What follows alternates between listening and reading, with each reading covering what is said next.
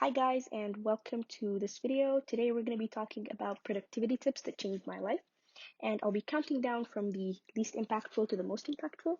And these tips are all made by people that are very influential, people who are very successful in their lives. So let's get started.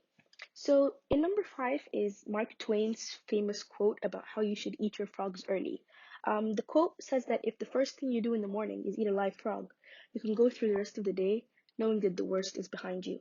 And what I understand from that is that you have to always put the worst things you want to do first. So for example, if I'm studying and I have two subjects and one of them is my favorite subject and one of them is my least favorite subject, I would start with my least favorite subject and so on.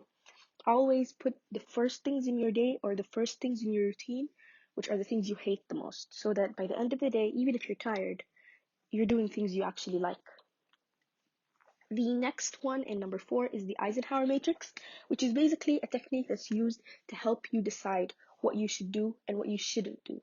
Because a lot of us have a lot of tasks every day and they start filling their time with something that's not that important to something that's not useful and forget the really important things. So you basically assign each task to one of those 4 squares, if it's urgent or not, if it's important or not. So if it's urgent and important, you do it. So for example, an assignment. But if it's urgent and not important, you can delegate it. So if it's like going to the shop to buy some food, you could give someone else to do the job for you. And if it's not urgent, but it's important, you can schedule it for another day. And if it's not urgent and it's not important, just don't do it until you find a day that's actually properly empty. So for example, if you want to watch an episode of a show and it's not urgent, not important, just skip it, and so on. The next principle is the Pareto principle, and this one is honestly one of my favorites.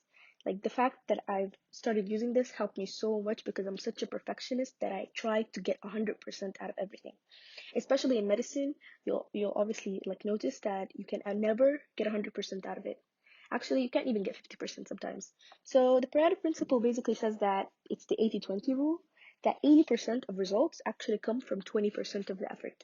So if you were to study so much, 80% of the result or 80% of the understanding actually only comes from 20%. So it's important to know what is the 20% you're looking for. What is the important 20%? Um, One of the important things is to always, again, do the 20% that's more important first, so that if you don't do the rest, it's okay. Another thing is that it's very important to do the 20% in all of your subjects instead of doing 100% in one subject. And this impacted me a lot because it taught me how to start letting go of the perfectionistic like characteristics that I had and to just be okay with not doing 100% all the time. It's very helpful. The number 2 is actually a very ridiculous thing. Like a lot of people, when I tell them that I do this, just think I'm crazy because it's very simple. It's just that before every task you do, just count. Either count down from 5 or count to 5 and then get up and do it. It's that simple. Now, this method is important for people like me who love to plan but don't execute. So you'd find me with a 3-day plan. However, I'd just be sitting there looking at the plan and I just wouldn't have the energy or the effort to actually get up and do it. So I just simply count to 5, get up and do it. And it's very important that if you're using this technique, you would have your expectations to be low. So if you want to study, count to 5 and study, even if you're going to study for 10 minutes. You don't have to study for an entire hour. You just have to get up and do something. Because doing something makes you like builds up momentum and you'd end up doing some more and more and more. Number 1 is Parkinson's law, which is one of like my favorite principles ever. It's basically, it says that work expands to fill the time available for completion.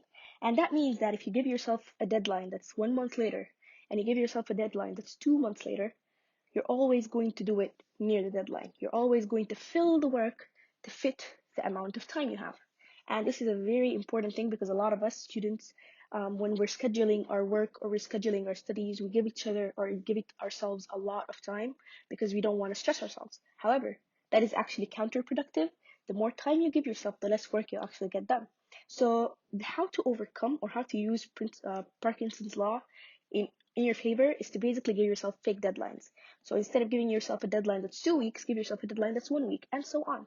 Now, if you do that, Yes, at first you'll feel like you have a lot of work and you're putting yourself under so much pressure, but when you give yourself shorter deadlines, you'd actually have free time in between the deadlines to give yourself a proper break. So instead of working in 2 weeks, work 1 week and take a short break for like 3 days because you have the energy to have that, you have the time for those 3 days, and so on.